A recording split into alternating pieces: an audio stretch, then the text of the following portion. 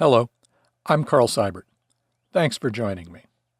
In this video, we're going to talk about preparing metadata for pictures that we release under the Creative Commons license. Now, once upon a time, I needed a picture of an obscure historical airplane, and I didn't have the kind of budget that would allow me to go to an archive agency and buy a license for such a picture. As it turns out, I found the airplane that I needed was available under a Creative Commons license. That was my first introduction to Creative Commons. This is not that airplane.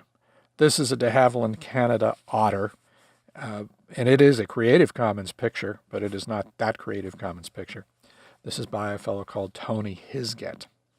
And we're looking at it in honor of my original Creative Commons experience.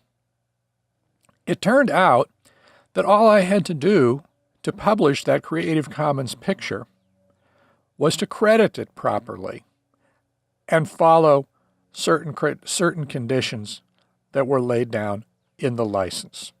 And here we're on the Creative Commons website, and we are indeed looking at one of the Creative Commons licenses. There are 6 variants of the Creative Commons license that all work more or less the same way, with slightly different terms. They range from, at the most liberal, a license that requires only that you give appropriate credit for the photo to use it, and at the most buttoned down, the one we're looking at, restricts you from commercial use, and it restricts you from making derivative works. And there is another restrictive factor that can be added in that requires that the license be left exactly the same if the picture is passed on.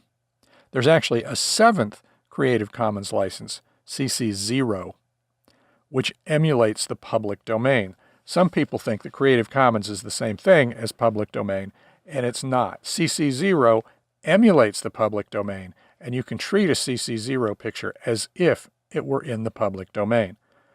The other 6 Creative Commons licenses allow the owner of the work to retain his or her copyright, and they are merely licenses, just like any other license for a work. And we're talking about pictures, but Creative Commons is very commonly used for music and text, things like instruction manuals, and all sorts of uses, all sorts of kinds of work are released under Creative Commons.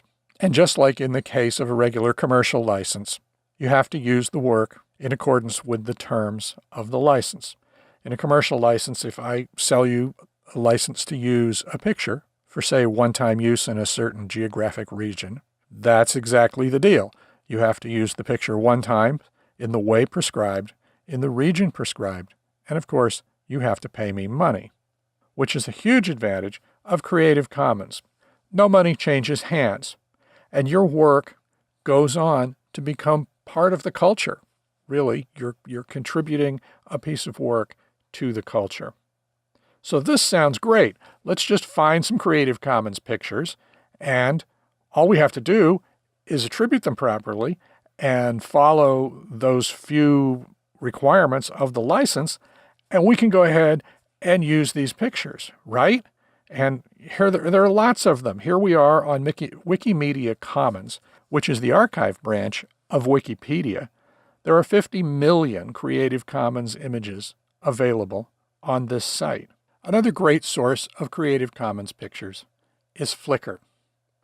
Flickr supports the Creative Commons license very extensively, and they boast over 200 million Creative Commons pictures. Okay, so great.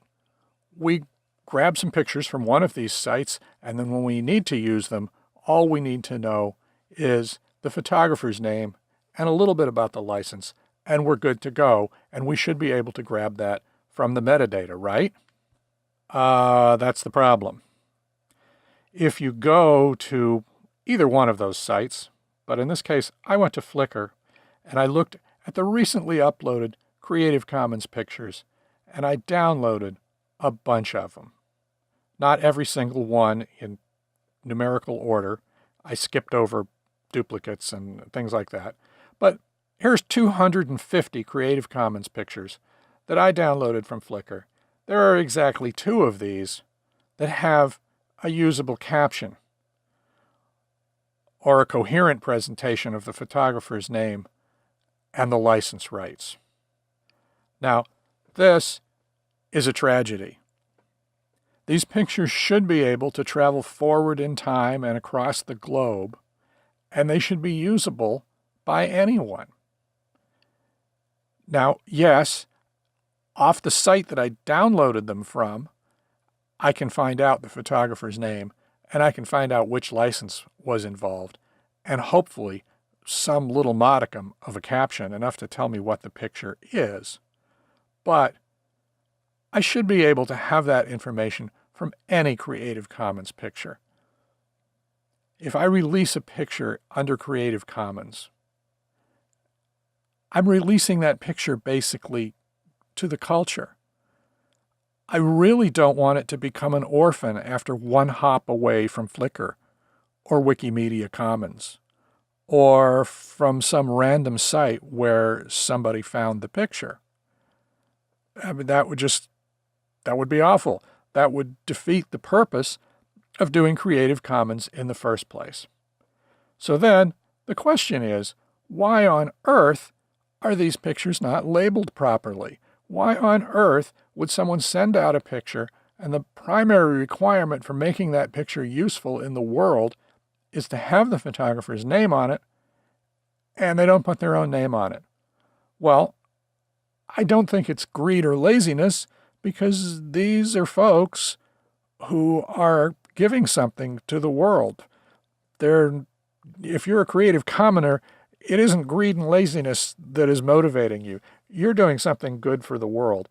And I have to assume that the only reason that people aren't marking up their pictures properly is that we haven't got the word out. Every Creative Commons picture needs proper metadata.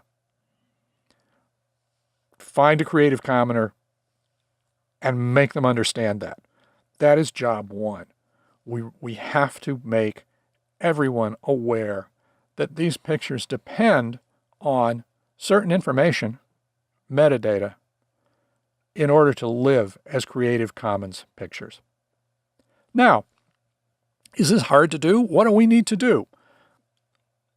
Regular viewers on this channel and regular readers on my blog know all about the ins and outs of mechanically applying metadata to pictures.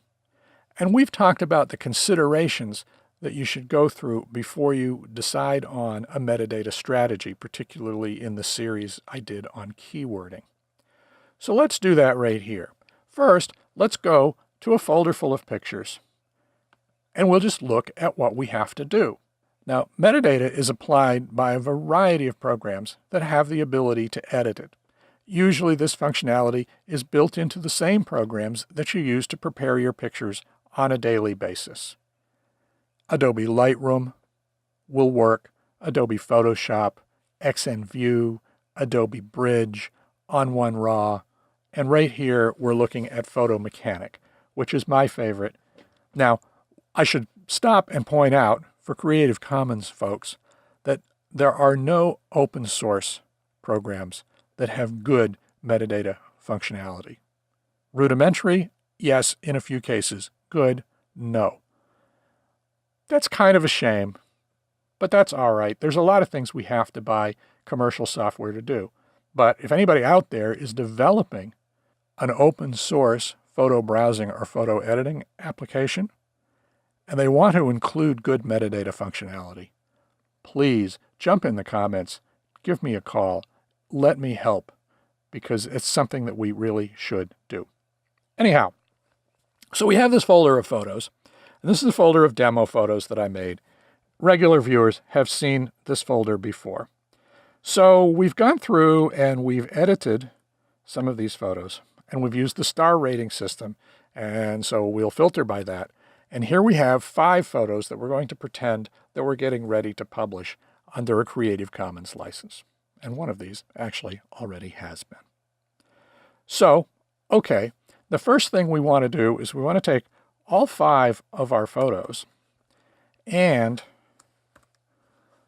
we're going to use a template, and we're going to apply just about everything we need to release a photo under Creative Commons in one go. We could be talking about 5 pictures or 105 pictures. The principle is the same. We apply a metadata template that is designed for our Creative Commons purpose in essentially one click. And then we go back to our pictures. We'll take this one here. And in our metadata editing application, we write a specific caption for this particular picture, and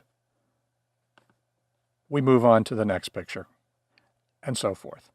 It'll take about a minute per picture, when you're used to it, to write really pretty good captions and infuse all the other information that a Creative Commons picture needs to live a happy and productive Creative Commons life. Let's go back and take a look at what that is. We'll open our template back up again. Now, we start with the caption. And it's important with Creative Commons, more important perhaps than it is with any other kind of picture, that we design our metadata to communicate with the widest audience possible. At a rudimentary level, operating systems can display metadata in the file's property dialog. Any photo browsing application worth its salt can at least display a caption and some keywords. And amongst the applications that can work well with metadata, there's some variation in capabilities, and there's some variation in how and what information they present.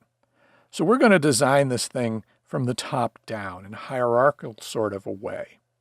And by the way, we're going to avoid using the specific for Creative Commons metadata namespaces that exist out there. There actually is a metadata namespace specifically for Creative Commons purposes. That's great, but there's virtually no software that can reveal that information to users.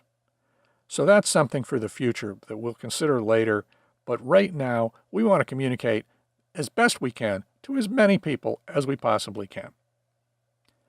So in our template, and by the way, you can download a template very much like this one from my site. We can see that at the back of our caption, we have already preloaded it with a byline or a credit line.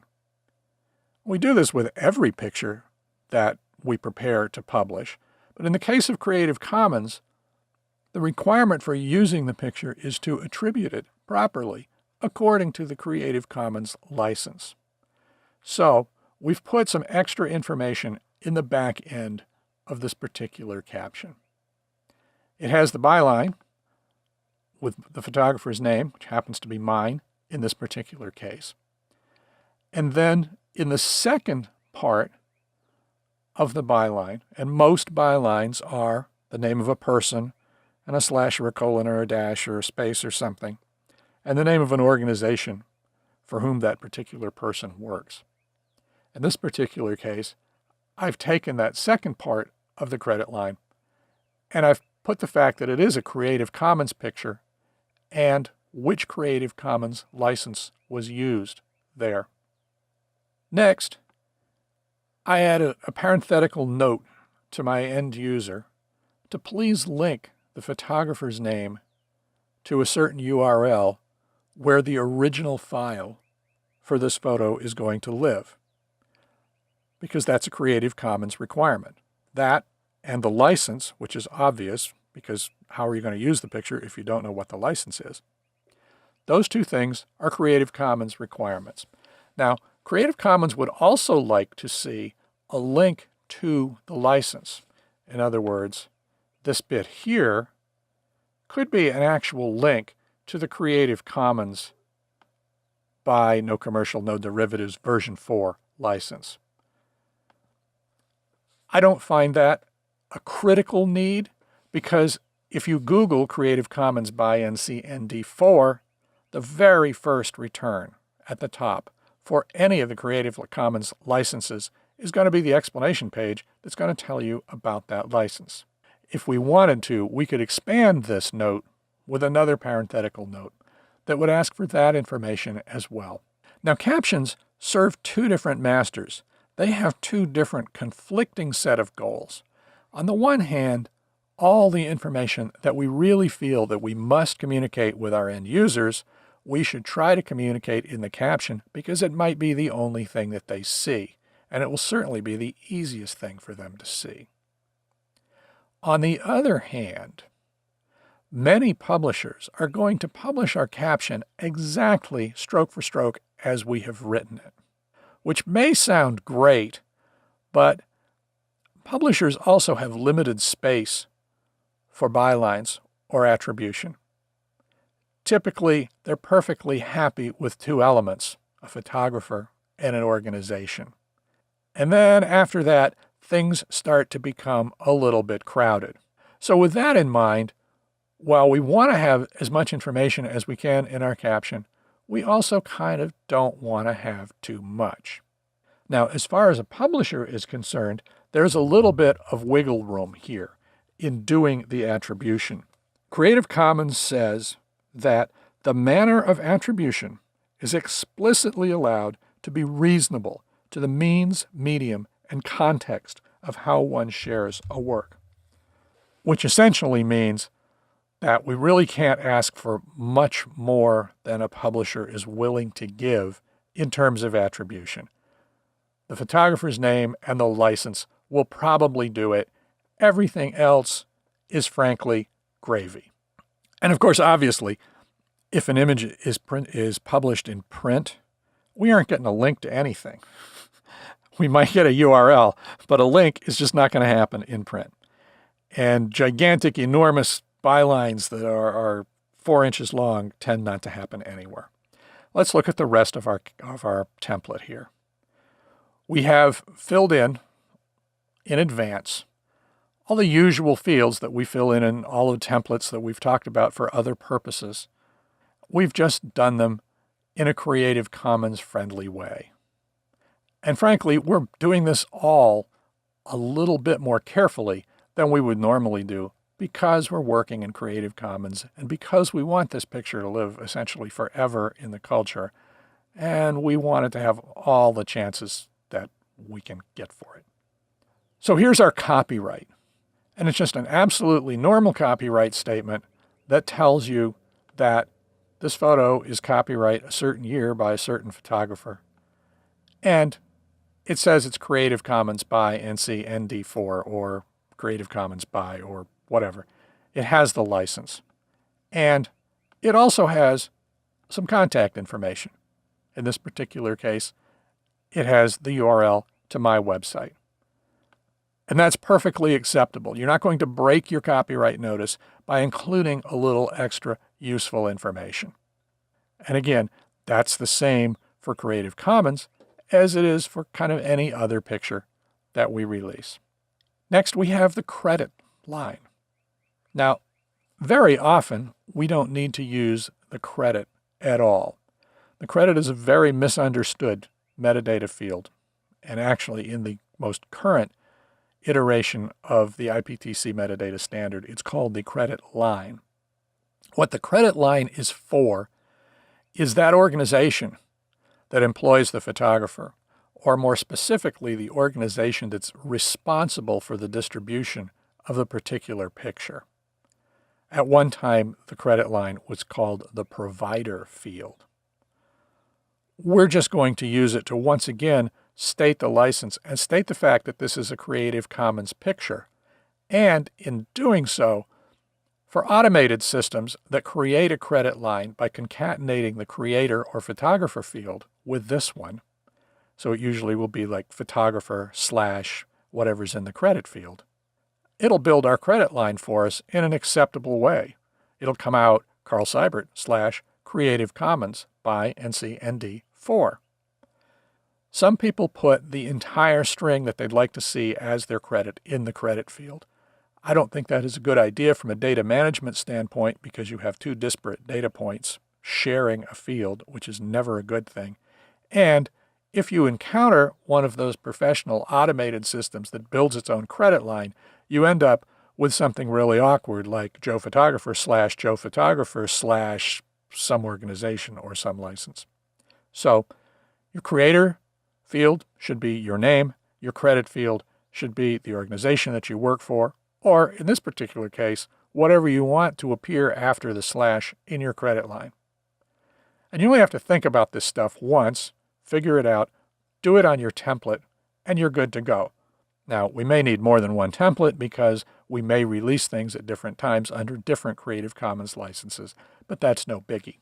The Rights Usage Terms field, which in this particular software, we're in Photomechanic, appears higher in the interface than the Special Instructions field. But really, it kind of should be the other way around. Special Instructions is a more universal field. It is seen by more software. It's the one that people are more likely to see. But we'll do this in Photomechanics order, just in honor of Photomechanic. The Rights Usage Terms field, we've simply said that this photo is released under this particular Creative Commons license, and we've given a link to the license. In Special Instructions, we can be historically a little more verbose. Special Instructions historically has been used for embargo and Special Instructions. So here we have just a longer form version of the same piece of information. We say that we're releasing this photo under a Creative Commons license. We tell the user in very few words essentially what the license says. You may use this photo as long as you attribute the photo according to the Creative Commons standards. Linking to the byline or linking the byline of the photo to the original file where the photo can be found, and that is a Creative Commons requirement for attribution. Although, again, we don't need to slit our wrists if we don't get it every time. We say that we would appreciate that. And we say that we would appreciate a link to the license itself, and we let the people know where they can find that.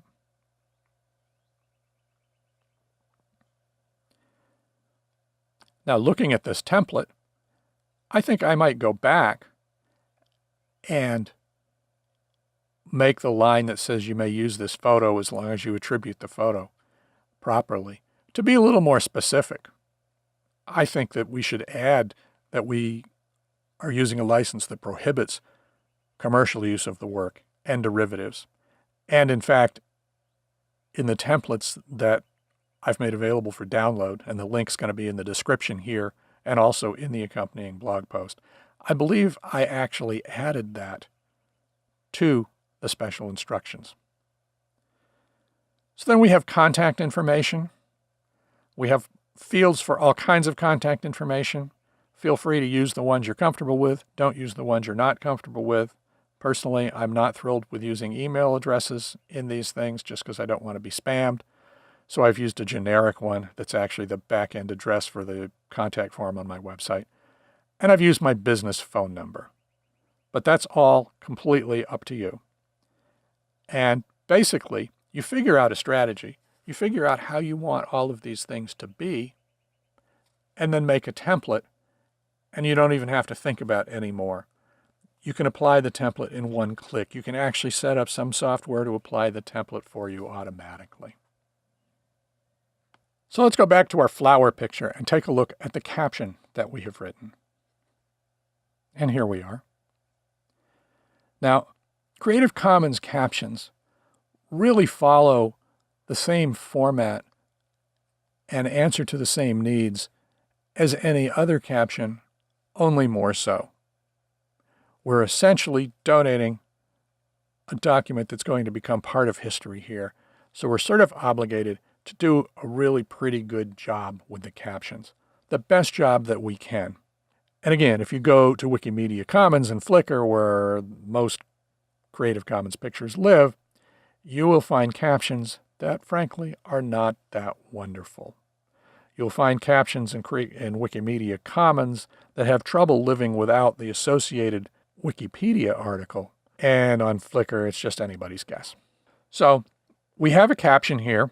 The first sentence of pretty much any caption, this is AP style, by the way, for those who are interested in that sort of thing. The first sentence of our caption, which is in the present tense and the active voice, tells us who or what's in the picture and what they're doing. So we have identified this particular flower, which is an African iris. We've identified it with its scientific name. People might search for it that way, and 50 years from now, when people are looking at this flower picture, they just might want to know. We've been really pretty specific about where the flower is, in whose garden and whatnot. We've included a time element, and that's kind of important for Creative Commons, because 50 or 100 years from now, if somebody finds this picture, they might not have access to the original create date field in the metadata, or it could have been written over. They could be looking at a modified date from 5 minutes ago or something like that. So we'll include that right in the caption so that we know historically when this thing was done. And then we have a couple of sentences of background, which in this particular case, we've talked about this iris or lily or whatever it is, and the African iris is also known as the fortnight lily or the Morea iris. And then we have our inline credit line. Now, instead of this parenthetical note that says, please link the photographer's name to, we could do something else. None of this is set in stone. So do these things, season to your own taste. We could just as easily here say, see the original file at that web address. And we could put another one of these in and say, see the license at, and we'll slide down here because I know that the URL for that license is right there. Whoa, okay, here we go. There. So that's fine too. Basically, the message here is think through your strategy, make your template to your own tastes and your own needs, and once you've done that, marking these things up is easy as pie. Before we leave this part of the video, we should talk about this see the original file business. That's part of the requirements for Creative Commons attribution to provide a link to the original work. And I really don't think they were necessarily thinking of photos when they made that requirement. Because if it's a literary work or something, the original might be more authoritative, there might be more information there, there might be more attribution information there. It could be something like that. But the way Creative Commons is designed, where a work moves through time and space and is usable by one person and another person and yet another person, in other words, becomes a part of culture, is kind of diametrically opposed to the way publishing on the web works. When you publish a picture on the web, you typically make the lowest possible quality rendition of that picture that you can get away with to publish because of bandwidth and page load time and that sort of thing. So if you go on my website and download a picture, it's going to be pretty beat up. So if we want our picture to live a long and happy life, we actually want to be able to let people get a clean, full resolution, more or less, quote unquote, original copy of that picture. So this part of the attribution is really important for us as photographers because obviously we want our work to survive in the best possible way. Now there's a companion video and a companion blog post that talk about those very issues. What sort of file do you want to prepare to be your original file? And where do you want to put it? And how do you want to link to it? But this video is already long enough, so we will leave that to the companion video. Link will be in the description, and the companion blog post. Once again, link from the main blog post to the companion blog post will be provided on the blog. So let's OK this caption, and we'll see what happens if we want to publish this photo. So here we go. We're going to a dummy post on a locally hosted version of my blog, actually. And here we are. We'll just go right ahead and grab this flower picture, and we'll choose an appropriate size for it, and we'll pop it right into the post. There we go. There it is. And hey, here's our caption. We took the trouble to put the caption in the metadata, and users of this picture who are using appropriate systems, and this happens to be WordPress, which happens to be the most common content management system on the web. And WordPress takes our caption and automatically formats it as a caption and pops it right there on the page. Every professional publishing system I've ever used does exactly the same thing, both web and print.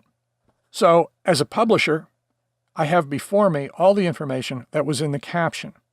Notice I don't see any of the other fields, which is kind of what I was talking about. And we see here in our attribution that we have this great long line of stuff, but holy smokes, here we have a note that says we want to link the photographer's name to that URL. So let's just do that. Whoops. Hello. There we go. Let's just do that. And let's see the license at this URL. And we're going to assume that we are sophisticated enough as a publisher about Creative Commons to know what the photographer was talking about when they asked that. So there we go. We'll do that as a link, and then we'll just get rid of these notes. Now, some people might not go to that extra effort to get rid of that link for us. So we have to kind of balance those two desires in mind. We want to communicate that information, but we don't necessarily want to read all of that on the web page. In point of fact, most web captions need to be pretty short. So we're going to lose the background information that we so lovingly put in that caption. But it still serves a purpose because it still provides context. Down the road, when somebody picks up this picture, they still need to know the different names of the plant and where the plant came from. So we're not really wasting anything by putting those things in the caption, even though they might not be published every time. And then on a page, here we go. It's ready to go. It's ready to use. We've made it really easy for our photographer to go ahead, we've made it really easy for our publisher to go ahead and use the photo in the way that we would like them to use the photo. And here you can see that the link to the photographer's name actually goes to a page that I've set up to distribute full-res versions of Creative Commons photos. And whenever this loads, we will actually see that the caption on this particular one doesn't match the caption on the one that we just did, because this one was prepared when I did the blog post a couple of weeks ago. So I'm sorry about that. But that's how it works. Now, there is a complication. There's something else that we need to bear in mind here. Many websites strip metadata off published images. It's usually pretty easy to reconfigure your website to make sure it doesn't do that.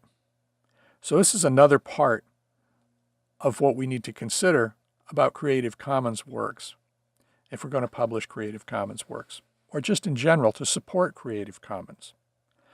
Make sure that your website doesn't strip metadata. Make sure that it doesn't destroy the attribution and licensing information that makes a Creative Commons picture viable.